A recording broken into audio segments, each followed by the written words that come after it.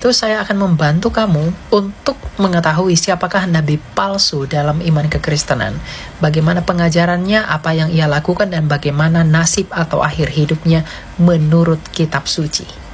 Ciri yang pertama adalah nabi palsu akan berasal dari luar Israel.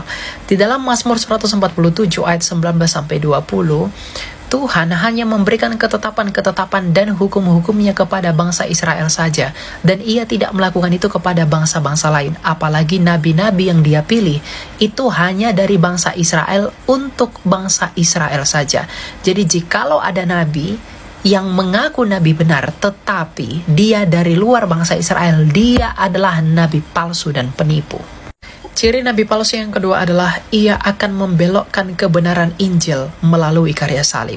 Dalam Galatia 1 ayat 8 dikatakan, jikalau ada orang yang memberitakan Injil yang lain selain daripada yang diberitakan oleh para rasul, maka terkutuklah dia. Jadi jikalau ada ajaran atau nabi yang mengajarkan Yesus tidak mati, atau Yesus bukan Tuhan, Yesus bukan juru selamat, maka dia adalah nabi palsu. Karena Yesus harus mati untuk menggenapi nubuatan para nabi yang benar di perjanjian lama. Jadi jikalau ada nabi mengatakan Yesus itu tidak mati, atau bahkan Yesus itu bukan Tuhan, dia adalah nabi palsu.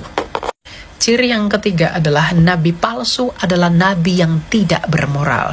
Dalam Matius 7 ayat 16, Tuhan Yesus mengenai hal pengajaran sesat bersabda bahwa dari buahnya lah kamu kenal mereka. Artinya Tuhan Yesus mau menegaskan bahwa nabi-nabi benar, rasul-rasul benar, dan utusan-utusan benar yang datang dari Tuhan akan hidup menurut kekudusan dan hidup menurut pengajaran dan kesetiaannya kepada hukum Taurat dan juga kepada hukum Kristus yang tertinggi, yaitu mengasihi Allah dan mengasihi sesama manusia. Bukan nabi yang mengikuti keinginan hatinya dan membuat pengajaran-pengajaran menurut kesukaan hatinya untuk memuaskan hawa nafsunya.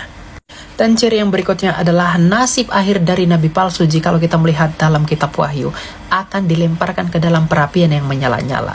Tetapi jika kita melihat dalam konteks perjanjian lama, hukuman yang diberikan Allah kepada nabi palsu seperti dalam Yeremia 23 ayat 15 adalah makan ipuh dan minum racun. Jadi nabi-nabi palsu itu Tuhan berikan minum racun untuk mati sebagai hukuman di perjanjian lama.